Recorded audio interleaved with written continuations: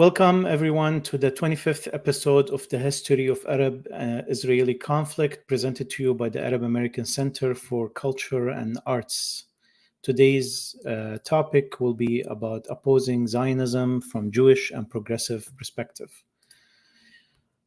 This is Wissam Sharafuddin speaking, and with me in the studio is His Excellency Ambassador Dr. Ali Ajami, member of the Arab American Center for Culture and Arts, Mr. David Finkel, and other guests we will be introducing at the end of this discussion. Gaza genocide continues to horrify the world and destroy further the tissue of our humanity and civilization. At least 71 people have been killed today and 289 wounded in an Israeli airstrike on Al-Mousawi refugee camp west of Khan Yunis. Al-Mawasi refugee camp west of Khan Yunis, according to the health ministry in Gaza. The Israeli army claims the target of the attack was senior Hamas military commander Mohammed Daif. Hamas calls the claim false and says defenseless civilians were killed in the attack on an area previously designated by Israel as safe. Witnesses say rescue workers and health teams were targeted by Israeli forces as they arrived on the scene. This is the 9th month of the Gaza genocide. Youssef, the director of the Population Health Research Institute at McMaster University in Canada, said that early in the conflict, he considered 4-to-1 a baseline ratio for Gaza based on data from previous conflicts. At a minimum, he expected 4 indirect deaths for every direct death. But now he was worried that the final total could be much higher. In the most recent draft of their analysis, Youssef and his colleagues found the 4-to-1 ratio could mean 186,000 total deaths in Gaza. These numbers represent a staggering 8% of Gaza's 2.4 million people. Khatib, the lead author of the letter and a clinical epidemiologist at the Advocate Aurora Research Institute in Wisconsin, said that these figures should be treated as very rough estimates, not hard predictions. As healthcare systems collapse, information systems collapse too. She said direct death figures are going to become less reliable as time goes on, and that's the most important number to make these projections. Whether these projections are high or low, the point is that these horrible numbers continue to haunt us and haunt humanity and the progress of our civilization. During these massacres and the ongoing genocide, the Arab American Center for Culture and Arts thought that one of the most important things that we can do is shedding information and enlightening knowledge on the history of the Arab-Israeli conflict, because more knowledge about this subject can enlighten us around the world to be part of the solution, as we are part of the problem. We are part of the problem because we vote, we pay taxes. Here in the United States, our taxes are funding this genocide. These taxes are buying the bombs and bullets that are killing the children of Gaza. Our votes will also have an influence on the outcome of this conflict. First and foremost, when we talk about the Arab-Israeli conflict, this colonial project in Palestine is called Zionism. And it's not Judaism. But Zionism claims that it is very closely related to Judaism.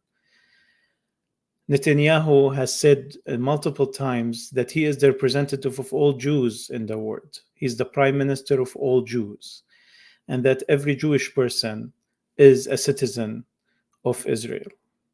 With me to shed some light on the differences and the stance of Jews from Zionism is our guest, Mr. David Finkel, who is a Detroit activist and editor of the journal Against the Current, and he's a member of the Jewish Voice for Peace, Detroit, and he will speak about it. Against the Current is the analytical and activist journal sponsored by Solidarity. Solidarity is a socialist, feminist, anti-racist organization formed in 1986. Jewish Voices for Peace expresses its vision online, saying, "We envision a world where all people from the US to Palestine live in freedom, justice, equality, and dignity. Like generations of Jewish leftists before us, we fight for the liberation of all people. We believe that through organizing, we can and will dismantle the institutions and structures that sustain injustice and grow something new, joyful, beautiful, and life sustaining in their place." JVP has shown to be one of the most formidable organizations fighting for the freedom of Palestinians. From the first days of the Gaza genocide, they have created the sit down at the Grand Terminal in New York, shutting down Congress to shutting down New York Times. They've delivered a very loud message that history cannot miss. Zionism and Judaism are two different things, and many Jews view Zionism as anti Jewish. For more about that, I present you with Mr. David Finkel.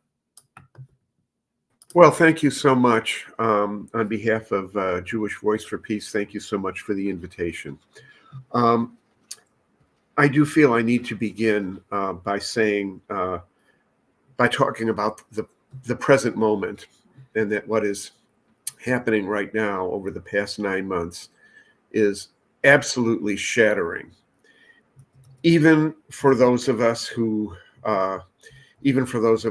have studied what happened in 1940 in the Nakba, who have studied the essential works of people like historian Ilan Pappé, Rashid Khalidi's book, The 100 Years' War on Palestine, and even have had some chance to see for ourselves at firsthand what the situation in the occupied Palestinian territories looks like. What is happening is beyond, I think, what we could even have imagined. As you've already cited, the estimate in the Lancet that the deaths now may exceed 180,000.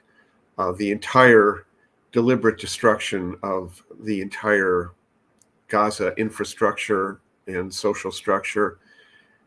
And if I might also cite the new report in the Israeli online magazine Plus 972, which everyone should look at. Plus 972 has a report on interviews with Israeli soldiers, confirming what I think we already knew from what we've seen, that Israeli soldiers have full authorization to shoot at anything in Gaza, regardless of who it is, what it is, or where it is. It's a free fire zone, and the just the sadistic savagery of what's going on is again absolutely shattering, even for those of us who thought we had few or no remaining illusions. I will talk about some illusions later on at the end. But what's happening now is a big reason why Jewish Voice for Peace since October 7th has grown enormously. I don't have immediate figures right now, but JVP now has dozens of chapters. JVP began, I believe in the middle 90s, just as a local Bay Area group. And then in the mid 2000s, it expanded to become a national organization. Our chapter was formed in 2005. I was one of the founding members, along with Mike and Barbara, who you also see here. And again, since the recent horrifying events, our active core membership has probably tripled, and we're in the process of a restructuring to make our work more effective. Now, I don't want to, and as Wissam already mentioned, some of the things that JVP has been involved in, including the sit-ins, the campus encampments, many other things. Here, I want to say, as I always say when I'm speaking on this subject, that our movement, and by our movement here, I don't just mean Jewish Voice for Peace, I mean all the organizations and movements that are engaged in this struggle for an immediate permanent ceasefire and for justice for Gaza and Palestine. I have to stress that we are making a difference, even though it often feels horrifying and hopeless. We are making a difference. American public opinion has changed. The Biden administration, whose role in this whole thing is utterly unspeakable, is on the ropes. The uncommitted vote in Democratic primaries in Michigan and other states have shown how things are changing. Not rapidly enough, but this is just to say that our movement is making a difference and will continue the struggle no matter what happens in the current mess of the U.S. elections. Now, this is not the place to give to try to do a detailed history of the Zionist movement, but I think there are some things that I do want to try to highlight. One thing that's important that many people don't know about is that the idea of a mass organized Jewish return to Palestine or the land of Israel began as a European movement in the 19th century. It did not really begin as a Jewish movement. It began as its origins are in Protestant Christian doctrine in Europe, where some political figures and religious figures in the Christian community thought that it would be a fulfillment of biblical prophecy to organize a Jewish return to Palestine. Only later in the 19th century did it begin to become a movement called Zionism within the Jewish population. And I'll say a little bit about that. I should also add today that in the United States, the main force, the largest force promoting what Israel is doing in Palestine and the largest support for what's called the pro-Israel lobby is actually the Christian evangelical and fundamentalist movement. Not all of it, but a lot of it. And that has to be part of our consciousness here. Now, in the 19th century, Jewish life in Europe, particularly in Eastern Europe, entered into a deeper and deeper crisis. And in response to that, Jewish nationalist movements arose. Zionism was not the principal Jewish nationalist movement at the time. There were a number of movements, both liberal and on the left, that aimed for the liberation, for the freedom, the emancipation of the Jews of Europe, again, especially Eastern Europe, where they were. Zionism was a fraction of the Jewish national movement and a very peculiar kind of national movement. It's the only nationalist movement that I can think of that proposed to liberate a people not where they were, but by relocating them wholesale. I don't know of any other cases like that. I was going to say that the early Christian origins of the idea of a Jewish return to Zionism, to Palestine, reminds me a little bit of some American 19th century politicians, including Thomas Jefferson, actually, who believed that when slavery ended, that the enslaved people should return to Africa rather than being in the United States. That was not something that interested most of the enslaved population, who wanted their freedom and who wanted full citizenship. But that's a little bit of an analogy. When Zionism emerged as a fraction of Jewish national movements, from the very beginning, its founders understood that it had to be a colonial and settler enterprise. Today, settler colonialism is something that we oppose, is denounced, is denied, and so forth. But the founders of the Zionist movement, from Theodore Herzl to David Ben-Gurion to Vladimir Jabotinsky on the right wing, always understood that they needed not only to appeal to the Jewish population in primarily Eastern Europe to make Aliyah, migrate to Palestine, they also knew that they needed colonial protection. They were not ashamed of it. And I do want to say here something about Vladimir Jabotinsky, who was the leader of what was called revisionist Zionism. It was a right-wing movement. It's considered to be the forerunner of today's Likud party and of Netanyahu and all that. And Jabotinsky's movement had a fascist fringe, and they were not shy about saying that they wanted a Jewish state from the river to the sea. But they didn't mean the Jordan River, they meant the Euphrates River. Their ambitions were very, very expansive. But I do want to say one thing about Jabotinsky. In 1924, Jabotinsky wrote an essay called The Iron Wall, a very formative essay, saying that the emerging Yishuv, the Jewish community in Palestine, would not be able to compromise with the Arab population, that they would live on the protection of an iron wall, which would be their own militia, with the protection of what was at that time British colonialism.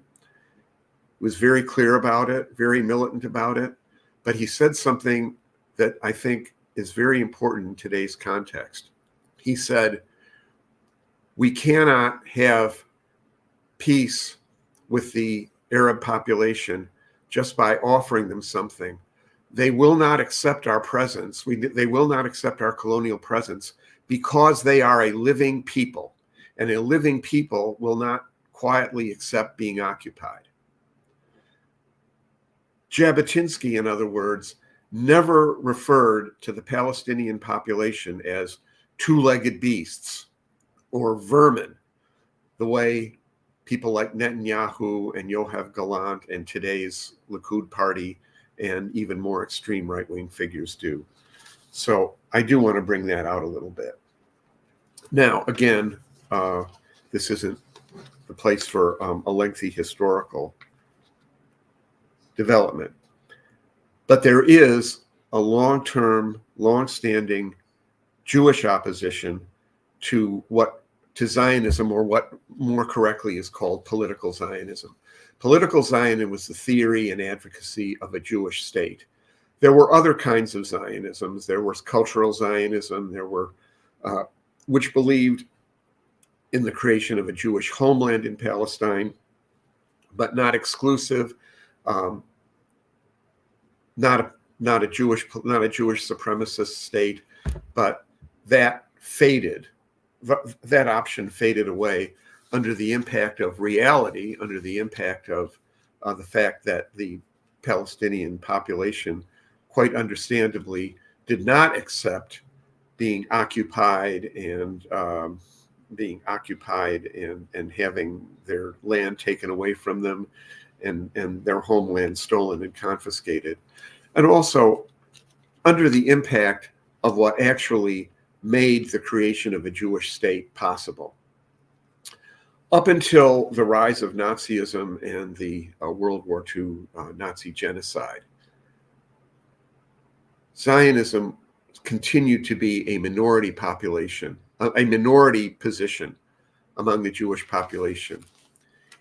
Even with organized emigration to Palestine, the Jewish population, the population of the Yishuv, never amounted to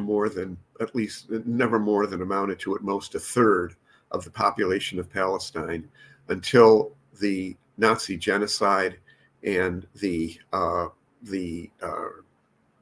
enormous creation of a Jewish displaced population in the wake of World War II, when mass immigration to Palestine became a real demographic possibility and reality. And part of that, another thing that a lot of folks don't really understand well enough, is that most of those refugees would have preferred, in all likelihood, going somewhere else than Palestine if they were given a choice. The doors of the United States, of other Western nations, were closed to the refugees, and that was with the collusion of the Zionist leadership, which wanted a population that would be transported to Palestine, whether that was really their choice or not. So, coming back to that's really the origins of how the formation of a Jewish state in Palestine became possible.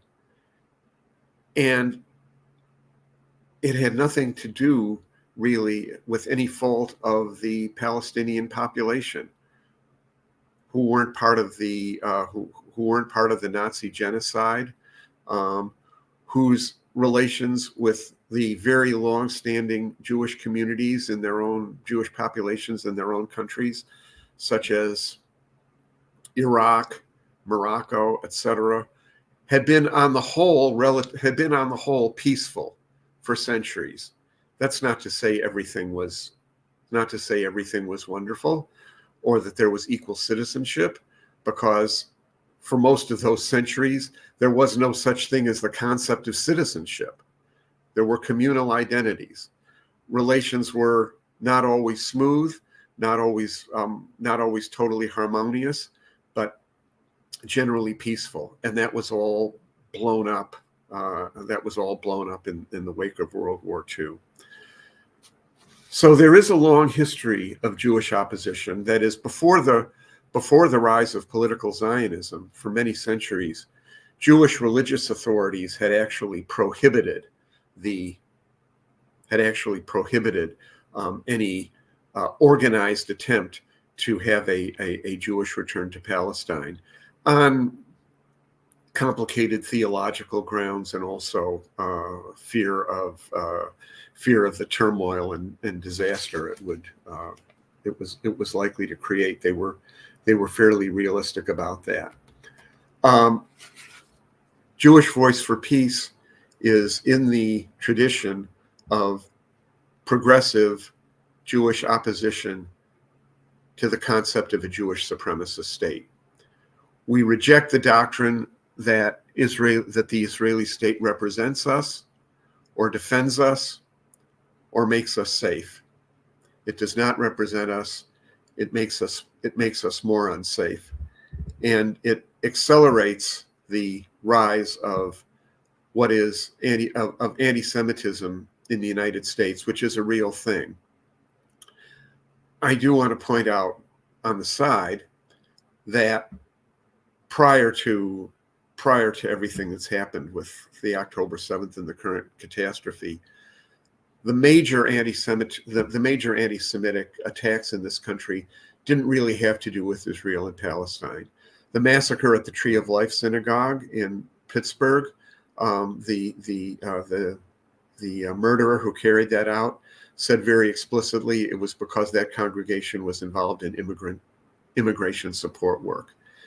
And there was in Charlottesville the infamous Jews will not replace us far right torch march in Charlottesville, Virginia, where Donald Trump said there were very good people on both sides.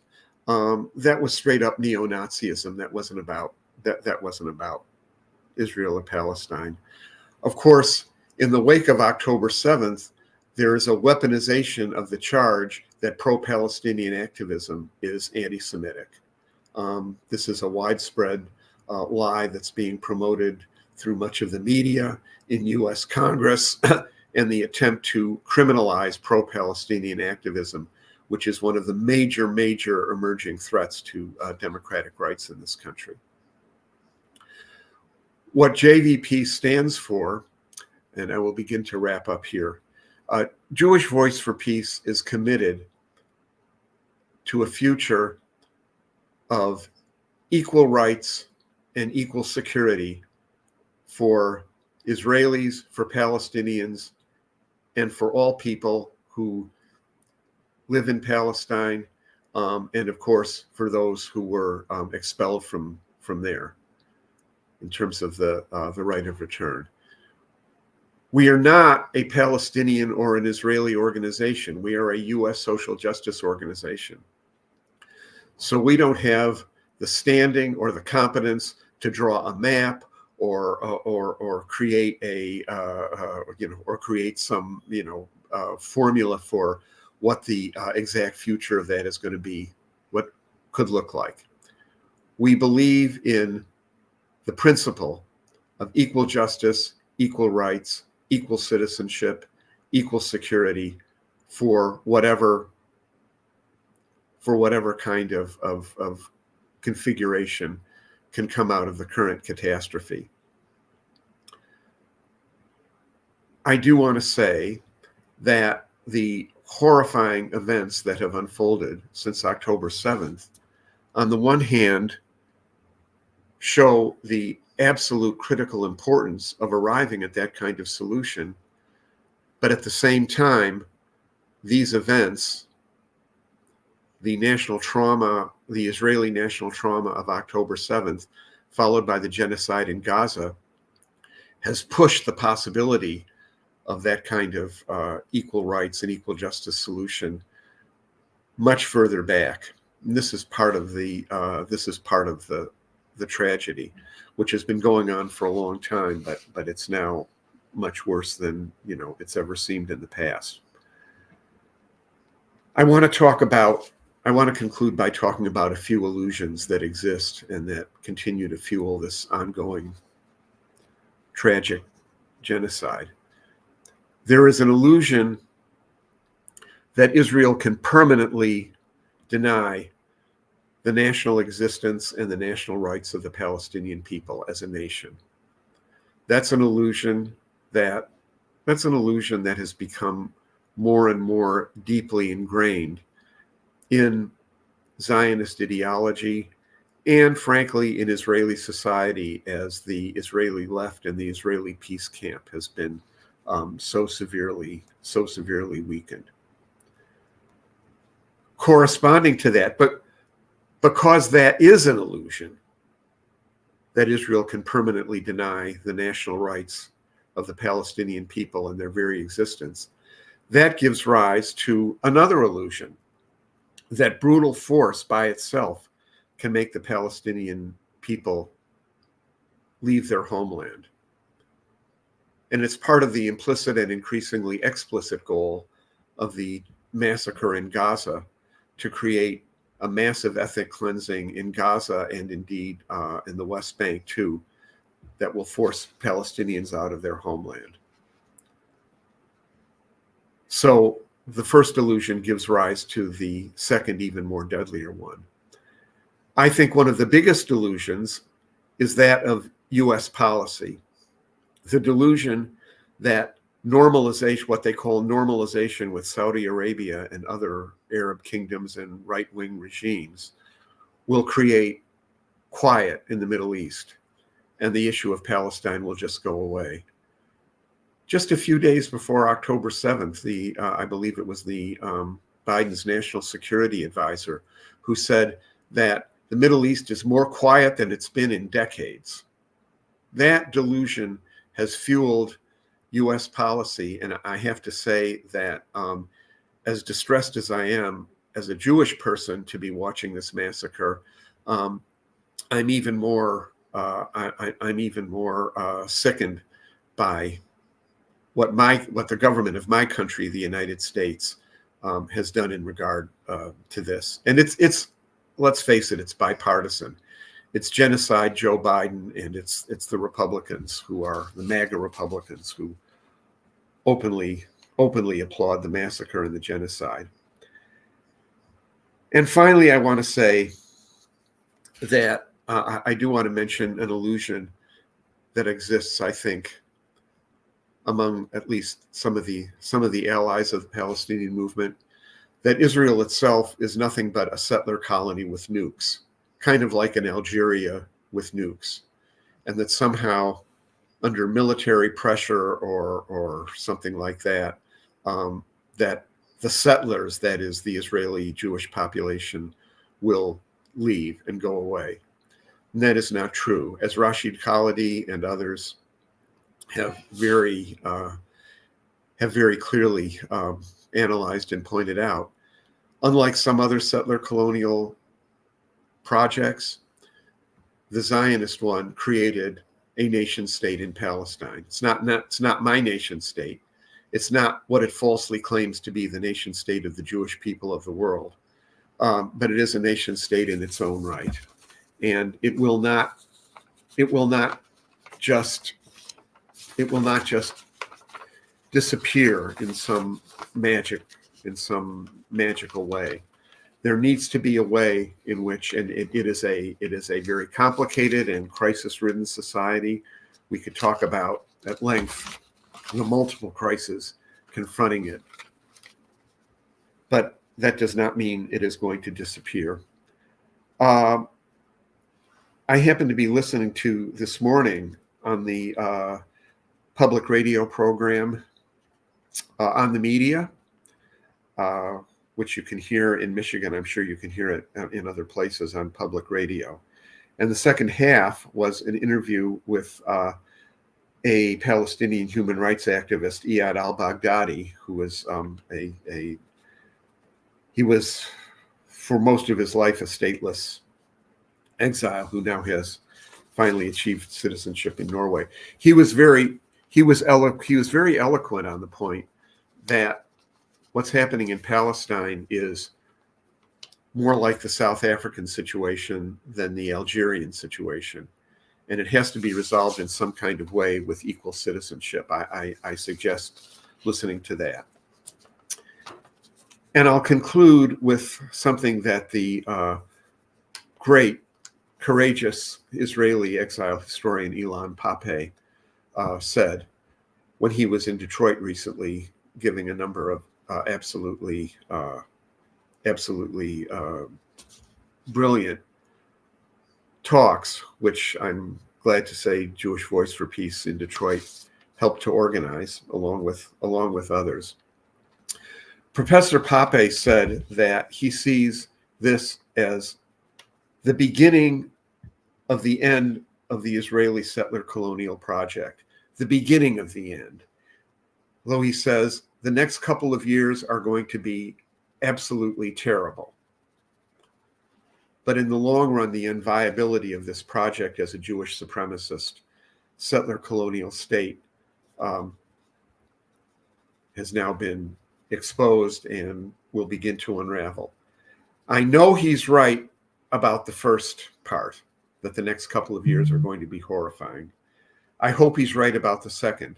But what will replace this settler colonial project is an open question that has to be central to what our struggle is about. So thanks very much. Thank you, Mr. David. And I will open it up now for our guests for their comments and questions before we go back to more of the discussion points. And first and foremost, I'd like to welcome Barbara Harvey and Michael Friedman to the broadcast. And they are part of Jewish Voice for Peace and are actually founders of the organizations or co-founders of the organization. Barbara, the floor is yours. Would you? Oh, no, I think we're unmuted. Yeah. Okay, can you hear me? Yes. I want to thank David, who has done yet another of a series of really interesting, informative, and I think highly appreciated presentation. It it was terrific, David. I really appreciated your presentation. I think for many of the people in JVP, my own reason for being an activist in the organization is the same as mine. And that is that, from a background of reading when I was 13 years old, the Diary of Anne Frank, which she wrote when she was 13 years old, and shortly before she was just found and killed. I've always been conscious of my Jewishness and grew up in a very Jewish neighborhood of Queens, one of the first neighborhoods of Jews to move into Queens. And most of the student body was Jewish. But I've never been an observant Jew of any consequence, except on the high holidays, which I do observe happily. But I think that most of the Jewish community in this country is extremely hostile to the perspective that JVP represents, and represents proudly and courageously, and without compromise, in our work on this issue. And my hope is that we will become a model for more such organizations. There are only a couple of such organizations now, and I was a member of another one before I decided JVP was a happier match for me with, in my opinion, better politics. And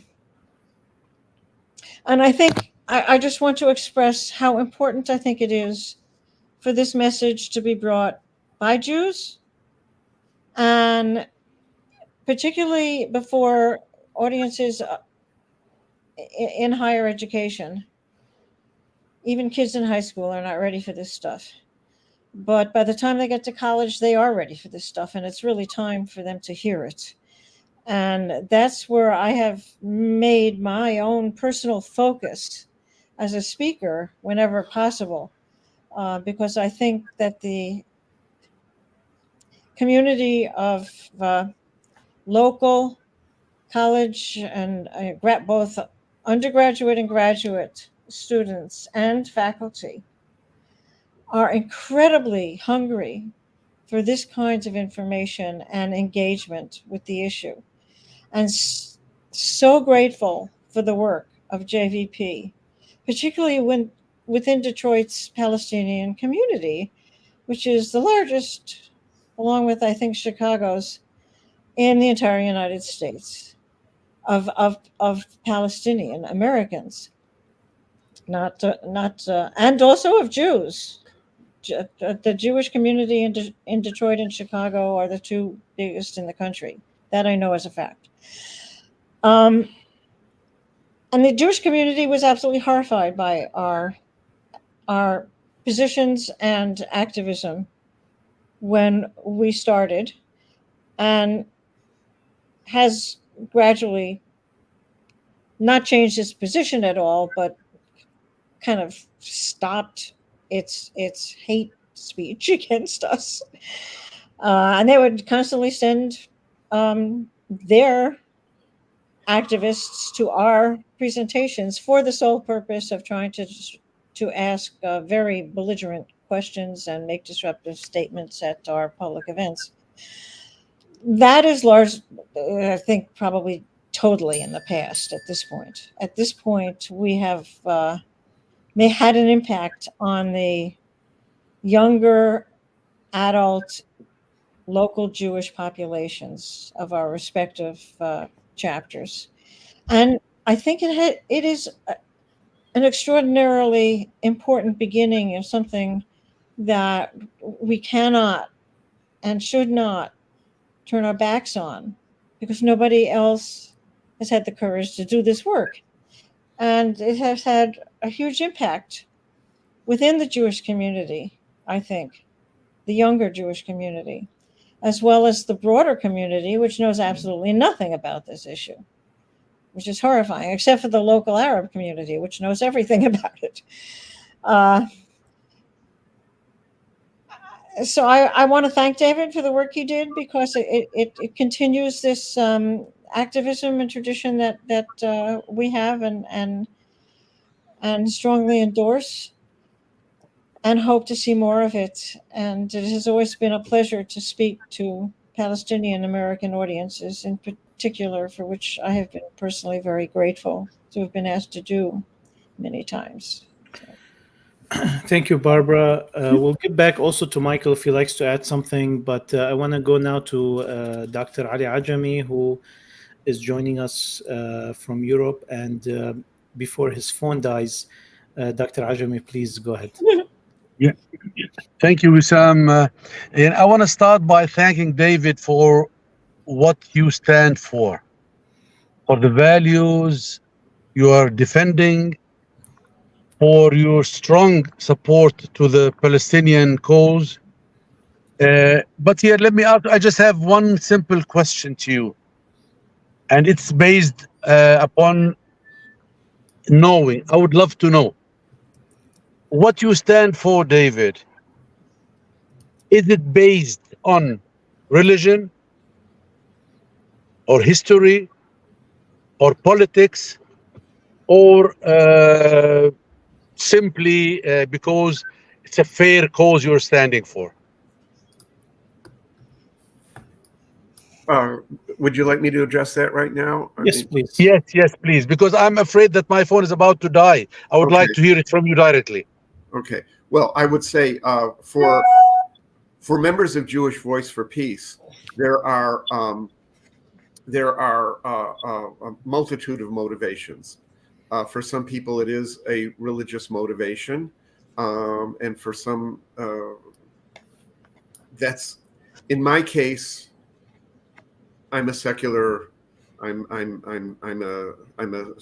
Jew, and for me, it is partly a matter of ethics. It's partly a matter of a global perspective, because and this is just for me, it's not a JVP position. What I see colonial, imperial forces doing in the world is highly destructive. I see, for example, the Russian invasion of Ukraine trying to turn Ukraine into another Gaza. So for me, it's part of a global perspective. And while I'm not religious, I do, from a Jewish perspective, I do hate to see Jewish life and Jewish culture and the understanding of Jewish history being blighted by the behavior of this state that calls itself the nation state of the Jewish people.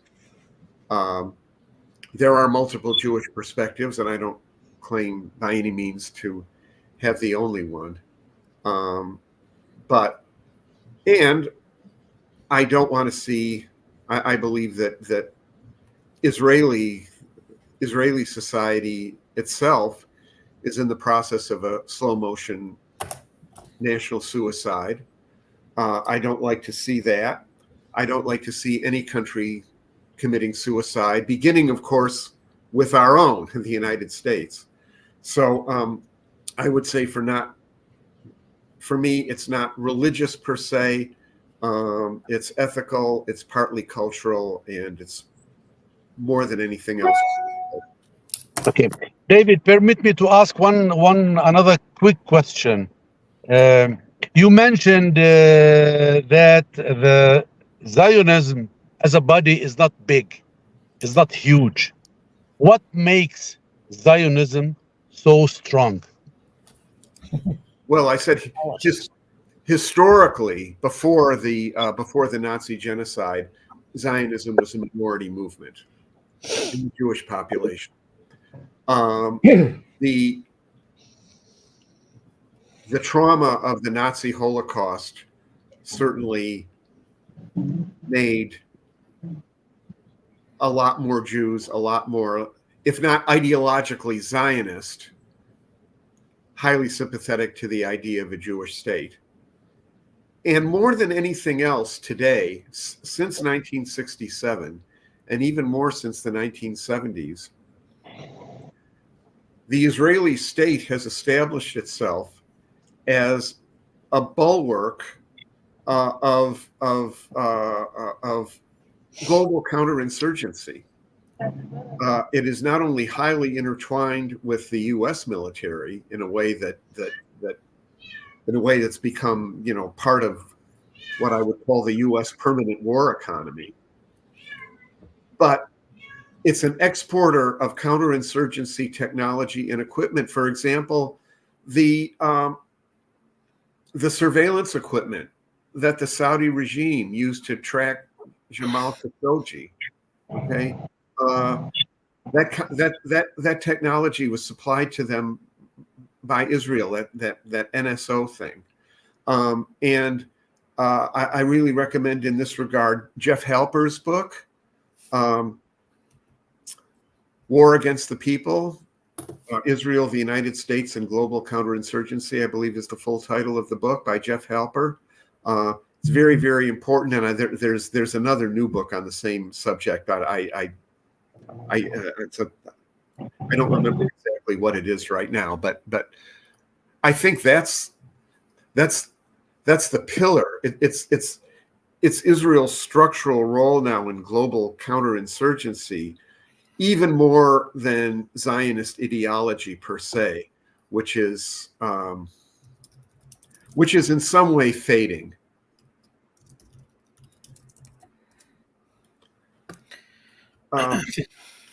I'll tell a little story. I remember in 2002, I was on a delegation that visited the occupied territories in Israel. And on a bus, I think, was this in Tel Aviv or something? I saw a big sign. There was a Zionist headquarters, and there was a big sign saying Zionism means doing. Okay, that's what it said.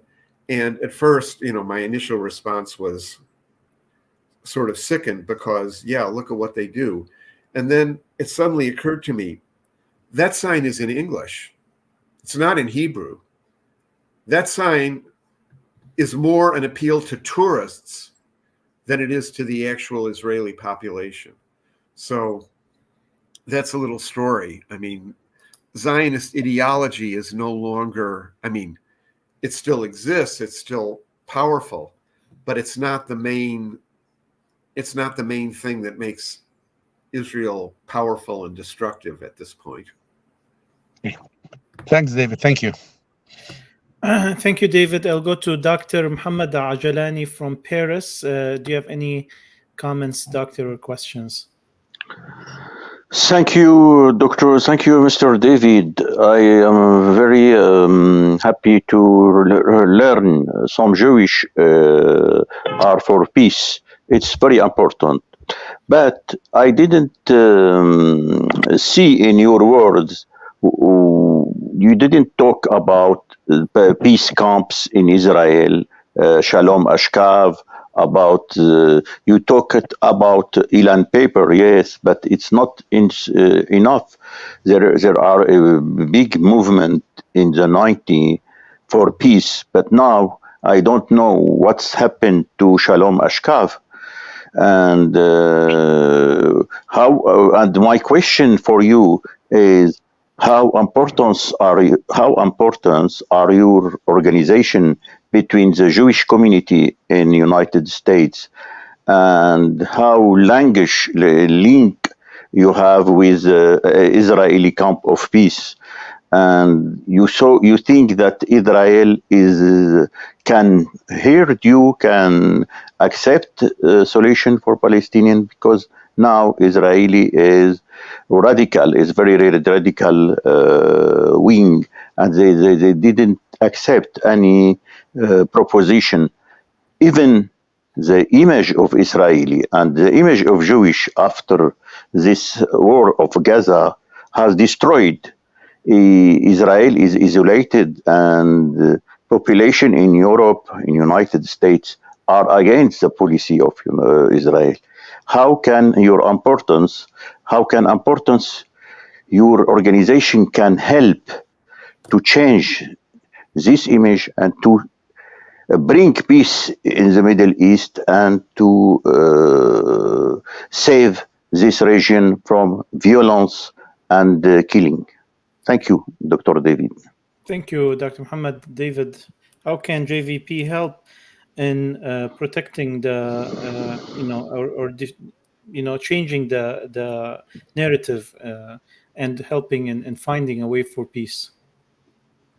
Well, Jewish Voice for Peace is a U.S. organization, and our mission has to be to change U.S. politics and U.S. public opinion. Now, we certainly try to connect in any way we can. Part of what we do is certainly to amplify the voices of Palestinian and also Israeli peace forces. That's part of that mission.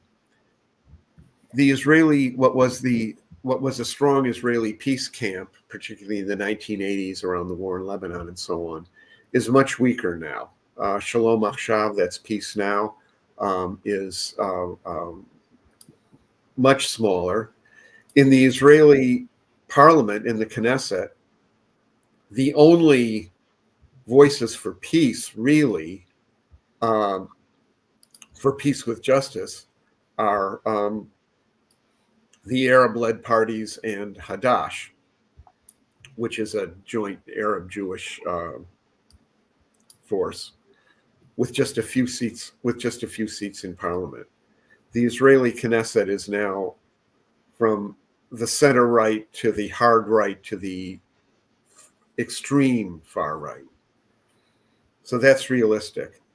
The forces that I look to in Israel include, of course, the forces in the Palestinian community inside Israel, the citizens who are fighting for equal citizenship, which is important. An organization called Standing Together, which includes both Palestinian and Jewish Israeli citizens. The online publication Plus 972, which I think everybody should look at and support. What is clear in terms of the Israeli Jewish population is that the bulk of the Israeli Jewish population, this is a peculiarity. They support the war and they hate the government. Okay? This is a very unstable situation. Everyone in Israel now understands, I believe, that the Netanyahu government has no concern whatsoever for freeing the hostages, the ones, however many of them are left alive. It's quite clear that the United States is desperately trying, after all the damage it's caused, is attempting to bring about the ceasefire and hostage release and prisoner release negotiations in Qatar. And everyone in Israel understands that Netanyahu is sabotaging that at every turn. Everyone understands that Netanyahu needs to prolong the war in order to prolong his coalition and keep himself in office so that he doesn't go on trial and go to prison and take responsibility for the disaster of October 7th. I think one should understand and I don't claim to be an expert on Israel. I don't read Hebrew. I read the Haaretz and 972 in English. But what happened to Israel on October 7th is this stuff about, the greatest loss of Jewish life since the Nazi Holocaust. That's rubbish. That's out of any historical context. But this was an enormous national trauma the number of people killed in Israel, they weren't all, not all of the people that were killed were Jewish, because there were foreign workers and stuff too, and some Palestinian citizens.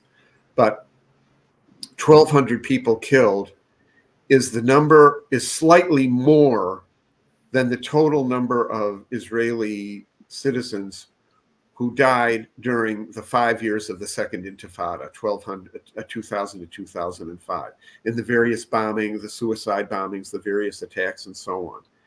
And however you want to analyze that Intifada, which is that's another discussion.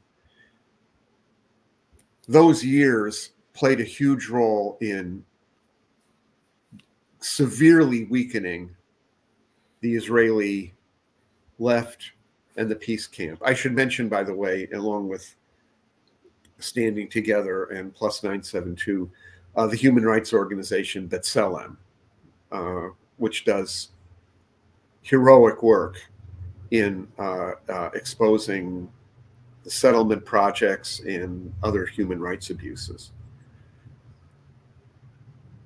But to understand what October 7th meant in Israel, that is, as slightly more people killed, I believe, than in the entire Second Intifada, that fuels the revenge lust, okay, and the sadistic savagery of what has happened during the Gaza genocide. That's not an apology. It's just to understand some of the dynamic.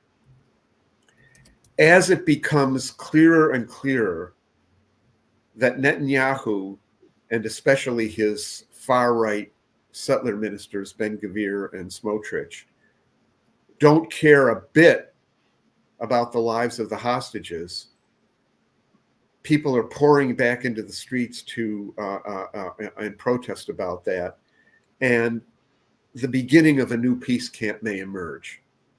I have to stress, really, that I believe that it is more the emergence of a new peace camp than a revival of the old one.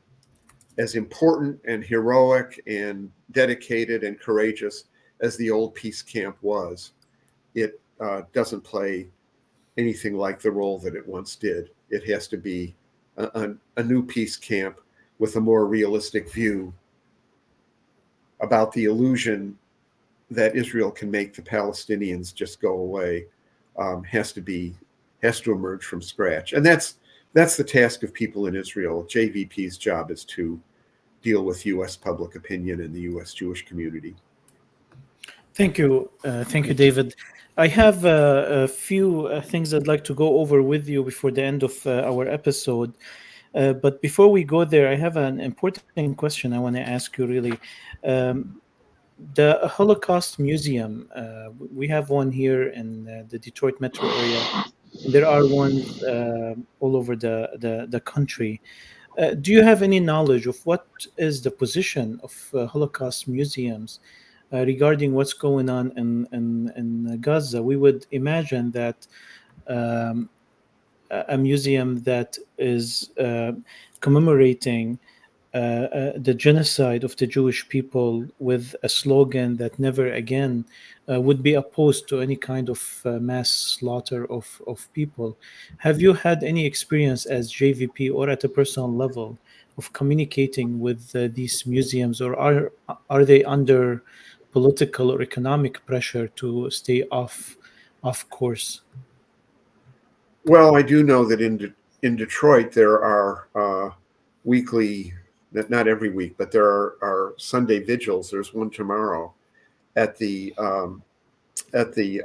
Detroit Area Holocaust Museum, and one of our members is actually a child Holocaust survivor, and has spearheaded the effort to have vigils there, and has written has co-authored a letter to the museum asking them to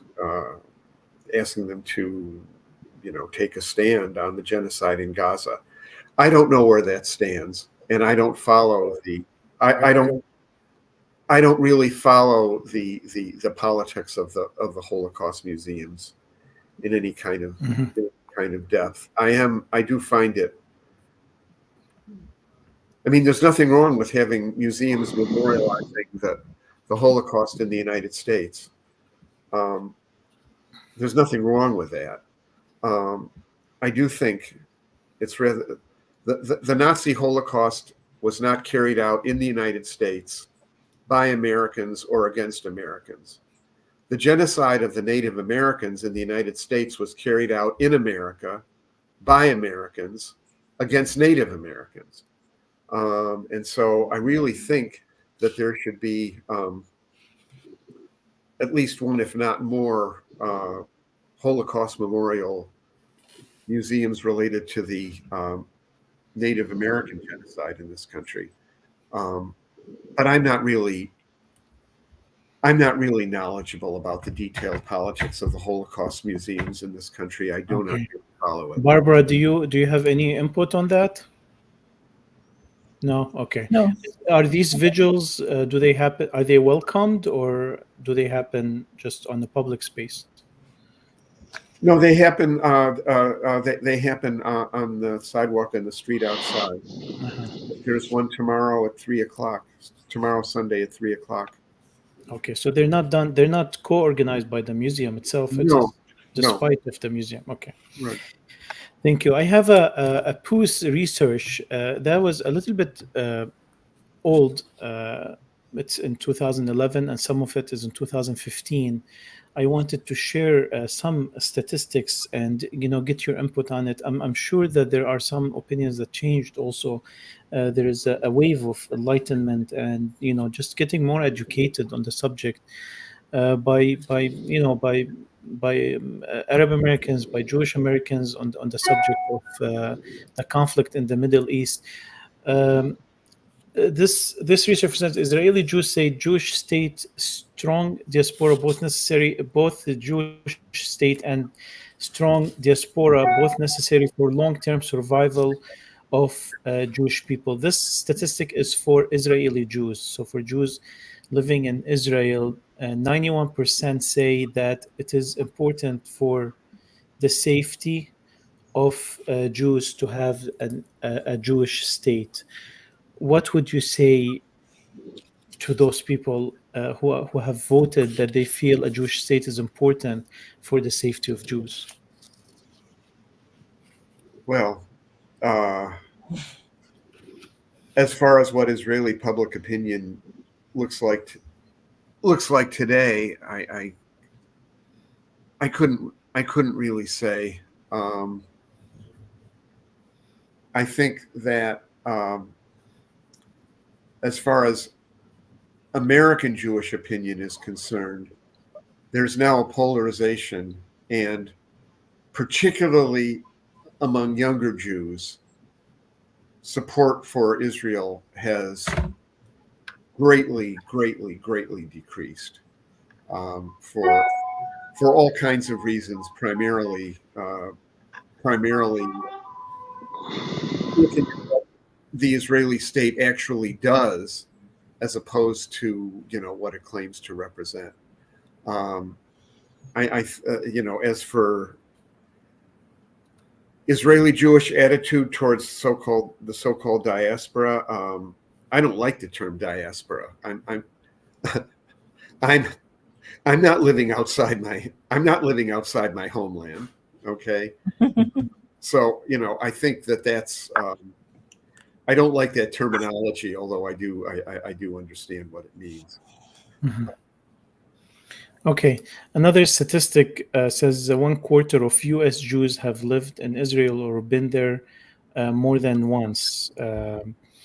Notice that the Jews by religion and Jews of no religion, there is a really difference in the statistics. So Jews by religion, 45% has never been to Israel or lived in Israel, while Jews of no religion, 78%. So it's less likely that they have been to Israel.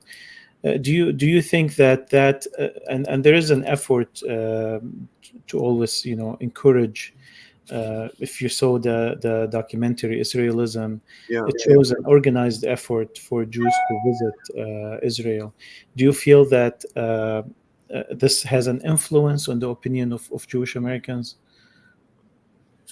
Well, I think it does. Although you saw in Israelism, that is, despite the effort of those tours to hide what's happening to the Palestinian people, that some of the people who go on those tours find out for themselves what's happening, and it turns them upside down. I must say, just for myself, that those categories are a bit peculiar. Okay, when you say Jews by religion and Jews of no religion, well, what I'm a secular Jew. Does that mean a Jew of no religion? In the secular humanist Jewish community, there's an interesting discussion over whether secular humanistic Judaism counts as some kind of religion or not. Now, I assume that those categories there are self-identified. People are asked, "Are you Jewish by religion or Jewish of no religion?" And I don't even know how I would answer that for myself, even though I am entirely non-observant. Thank you. Yeah, this is like just out of the Pew research. I wouldn't pick these terms myself too. Mm-hmm. I have some myths, that there is an effort, also an organized, mostly political effort, to equate anti-Zionism with anti-Semitism. And while we recognize anti-Semitism as a problem as much as we recognize Islamophobia and racism are all existing problems that need to be addressed and faced, equating anti-Zionism to anti-Semitism can have very drastic consequences and a suppression of freedom of speech. I'm going to share with you, David and Barbara, please feel free to also contribute.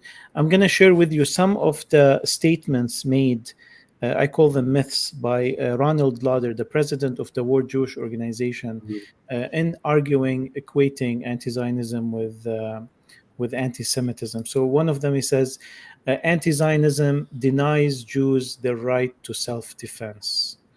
How do you reply to this myth?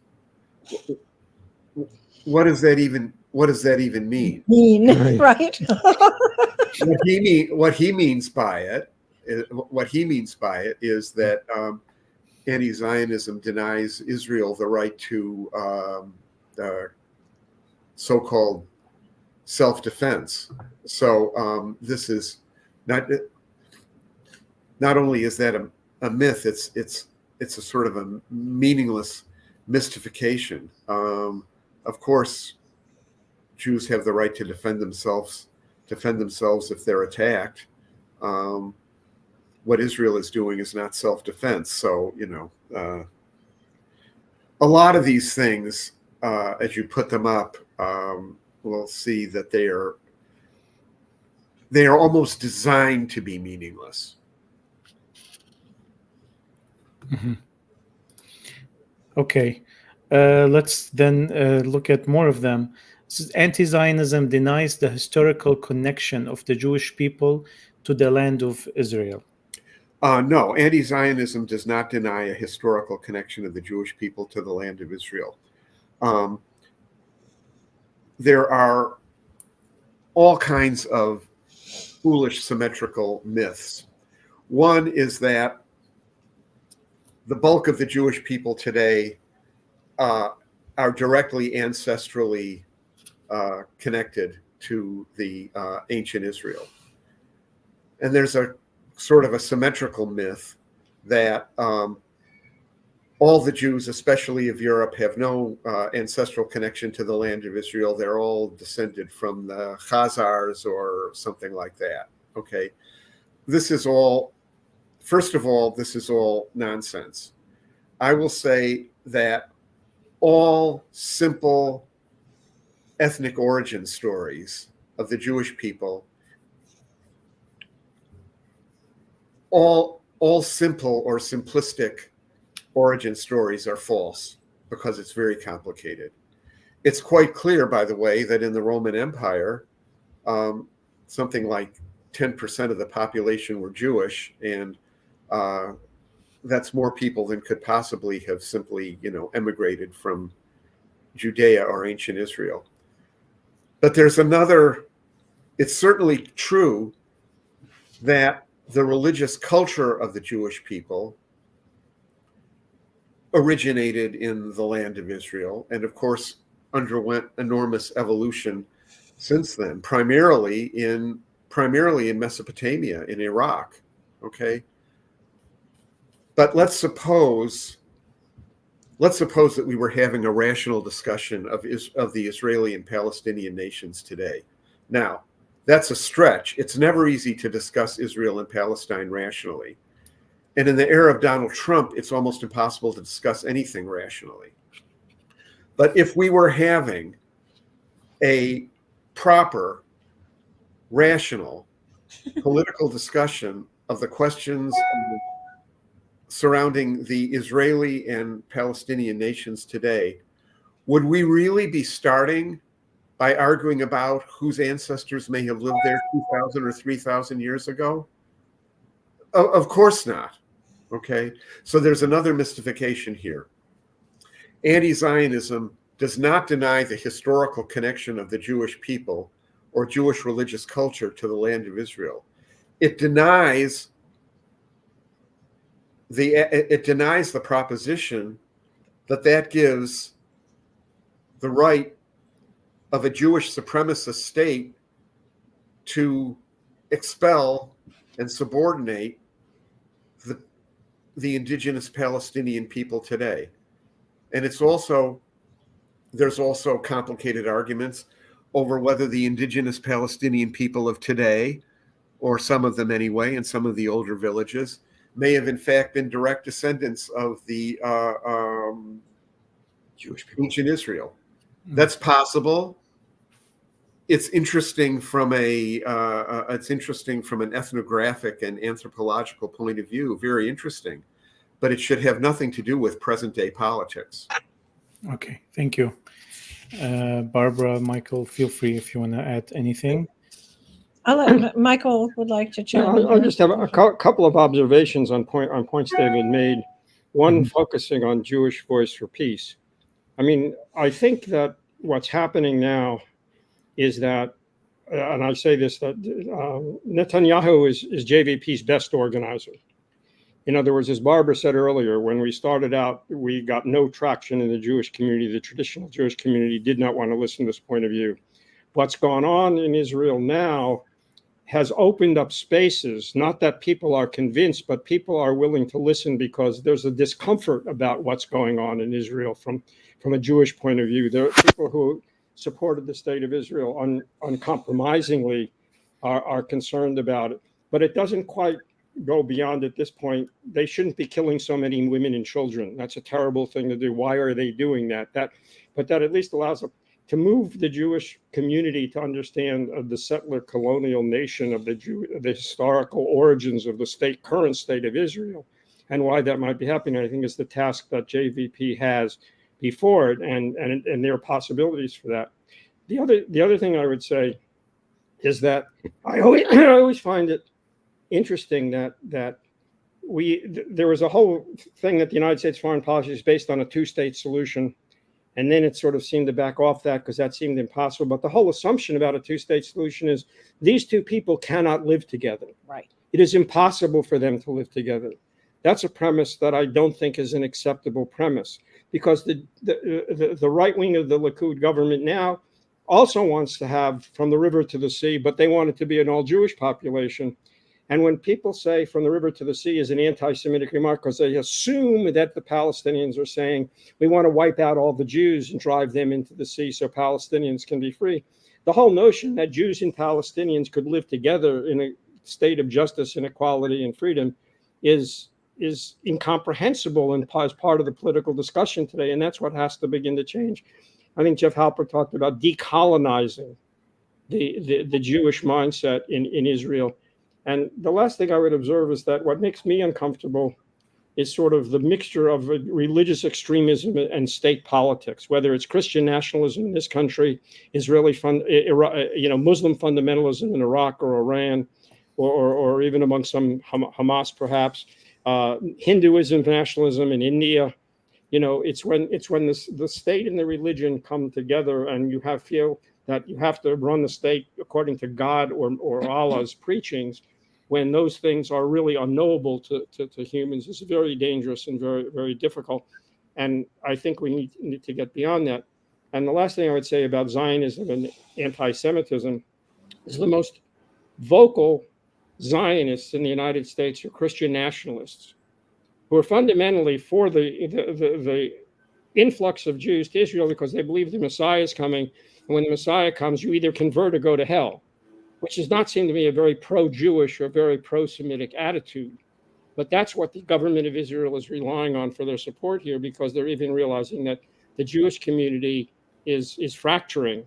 And as David had pointed out, the younger Jewish population is no longer just unquestionably accepting the assumptions about what a Jewish state should look like and how a Jewish state should behave. Thank you, Michael. I agree with everything that you said. Another myth is that anti-Zionism perpetuates false accusations about Jews and Israelis that perhaps needs proof. And one more is that anti-Zionism is used as a tool to ignore blatant anti-Jewish hatred. Do you have anything to say about that? Yeah, well, let's start with the first one. Anti-Zionism perpetuates false accusations about Jews and Israelis. Well, first of all, Zionism perpetuates false accusations about, that equates Jews and the Israeli state. Okay, so do some anti-Zionists fall into the same trap? Sure. I can say very clear. If someone says the Jews are carrying out genocide in Gaza, that's anti-Semitic. If you say the state of Israel is carrying out a genocide in Gaza, that's not an anti-Semitic statement. That's a testable proposition. Whether it's true or false, it's a testable proposition. It happens to be true if you look at the plain language of the United Nations Convention on the Prevention of Genocide. Okay, so I think that's quite clear. Anti-Zionism is used as a tool to ignore blatant anti-Jewish hatred. Well, anti-Zionism is a very, very broad category. Okay, there are anti-Zionists either, and when I say anti-Zionists, I don't primarily here mean Palestinians. Okay, because there are far right and neo-Nazi ideologues who call themselves anti-Zionists, who promote anti-Jewish hatred. And by the way, there are also far right neo-Nazis like Richard Spencer who think that Jews shouldn't be in the United States, but thinks that what Israel is doing is just great. Okay, so anti-Zionism is a very broad and very ill-defined category. I think that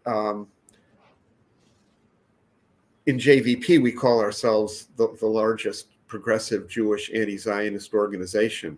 But the term anti-Zionist of saying what we're against is not as important as saying what we're for.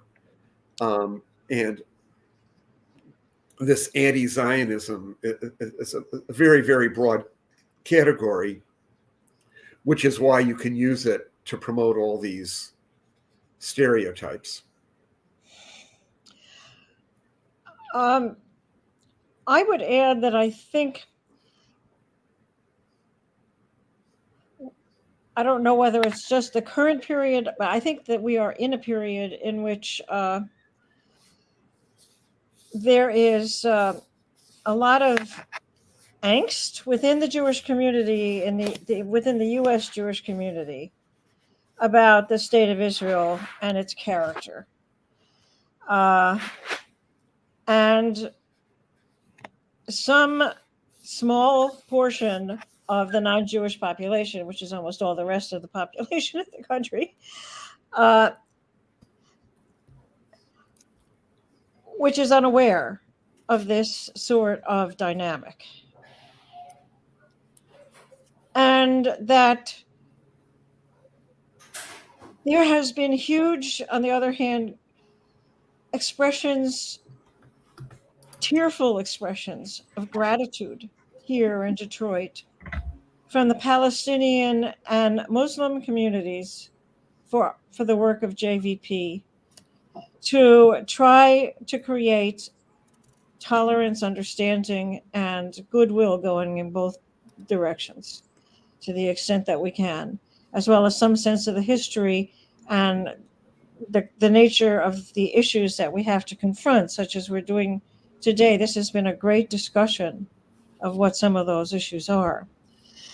But I really feel that when it comes to the population of young adults in college, both undergraduate and graduate, they represent the front of the hope of the future. They have come up to me time after time again after presentations, at colleges and universities, crying in gratitude for the perspective that I was expressing as, a Jew. And I think that what that indicates is that by and large, the non-Jewish community is incredibly grateful for some showing of humanity from our Jewish community, American Jewish community, which they have never expected to express openly such attitudes. And it represents a huge development within Jewish culture in the United States at this point, I think, and one that it is so important to maintain as an open-minded, all-inclusive approach to the relationship between Jews and non-Jews in this country. And the people who come up to me after presentations are not the Jews, by the way, sadly, but the Palestinian American community, and time after time, weeping with gratitude for being acknowledged as real human beings who are just like everybody else.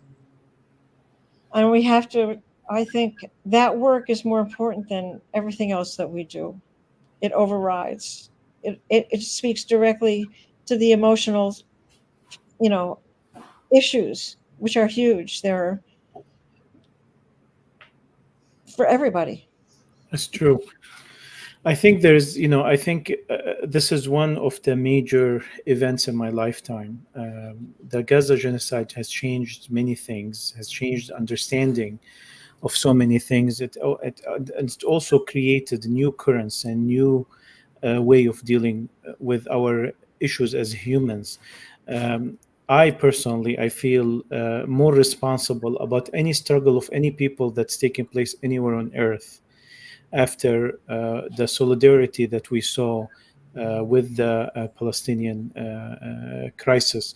The Jewish Voices for Peace, which I became a paying member of, and I couldn't be more inspired by such an organization because it is standing up for what is right against the very strong cultural current. There is a price that a Jew pays when they stand against the Israeli aggression, and being willing to pay that price, although it doesn't have the crisis doesn't have a direct effect on most of our lives here in America.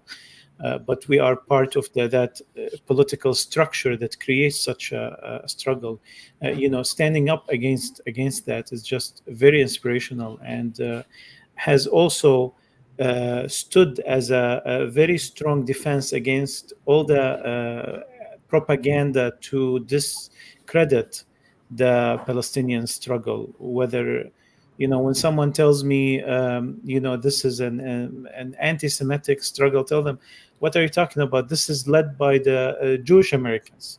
We are merely like following and being organized by Jewish Oh, frozen American. screen. Okay.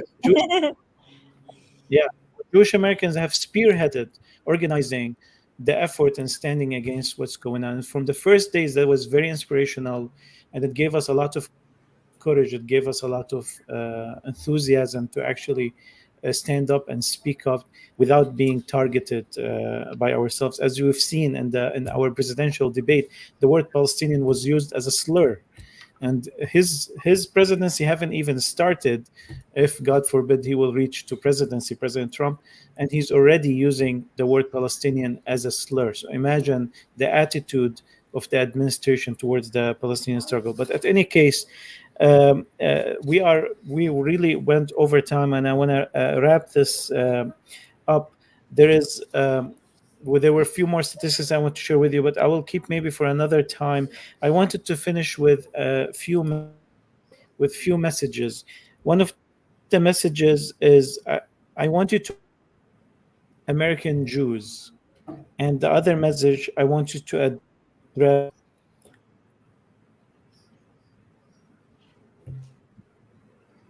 The screen is frozen again. of Israel. A message. Yeah. Sorry, can you hear me now? Yeah.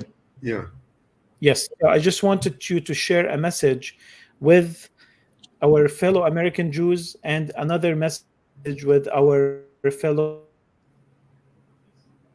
Israel. What message, as American Jews, against what's going on in Gaza, what message would you like to convey to them? David. I think Was you're my addressing voice heard? David, right?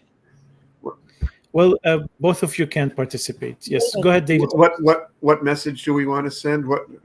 Yes, what message do you want to share with American Jews who are not necessarily aware of the Jewish Voice for Peace and the struggle against the Zionist aggression in Gaza?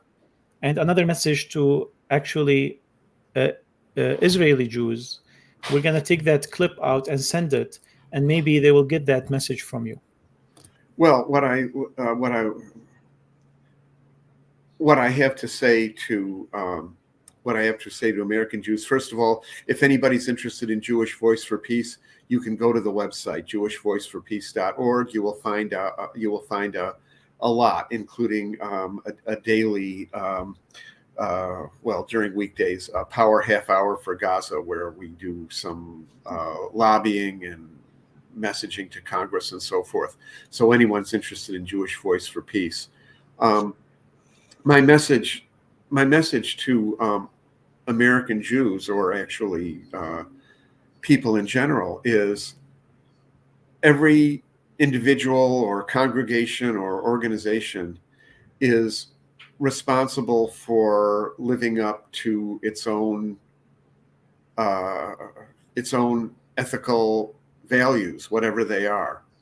So if you have social justice values, then Palestine cannot be an exception to that. Whatever your values are, you have a responsibility as an individual or an organization or a congregation or a community or whatever else it is. Okay.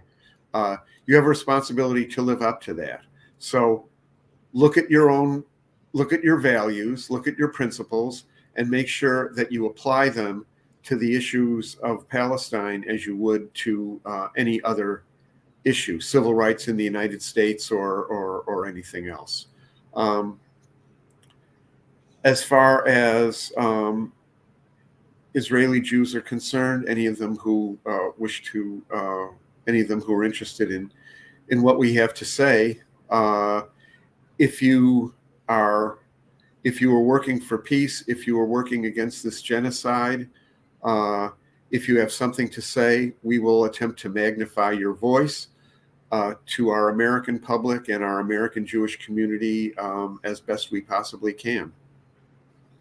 Thanks, David. And Barbara and Michael, if you want to talk to your fellow Jewish people in Palestine, in Israel, the citizens of Israel, that probably have not heard other Jews' opinion or voice, what would you tell them? That we are very grateful for, firstly, and support the courageous Israeli Jews who share our perspective of a commitment to mutual tolerance between Jews and Palestinians, which has not been a major issue for us as Jewish Voice for Peace, but in all the other sectors of American Judaism, it remains such and needs to be seriously challenged. And if we can maintain that challenge as a joint challenge between American Jews and Palestinian Americans, that would be ever so much more effective and impactful, I think. I would just add a practical note to David and Barbara's call for Jews to live up to their values. But on a practical basis, however much you support the idea of the state of Israel as a Jewish homeland or a place for Jews to go, the continuing policies of the Israeli government is creating more anti-Semitism, is making it more unsafe for Jews wherever they live, and is doing more to undermine the stability and the future prospects of the state of Israel itself and the society in which you currently live. And therefore, those policies need to end, and you need to oppose them, not only for moral reasons, but for practical reasons. They are contributing to anti-Semitism around the world, and it needs to stop. Mm-hmm. And with that, thank you very much, David, Barbara, Michael from Jewish Voices for Peace, and for everyone who watched and followed this broadcast. We cannot express in enough words our appreciation and solidarity and inspiration that comes from the Jewish Voice for Peace and all humans out there that act on their humanity and on their human values. And we will continue this. The struggle in Gaza has taught us and will make us more determined to stand for human rights all over the world and to make sure that genocides don't take place all over the world for any people at any time. Thank you very much, and we will see you in the next episodes of the history of the Arab-Israeli struggle, conflict, and other programs by the Arab American Center for Cultural Analysis. Thank you very much. Thank you. Thank you so very much for doing this. Thank you.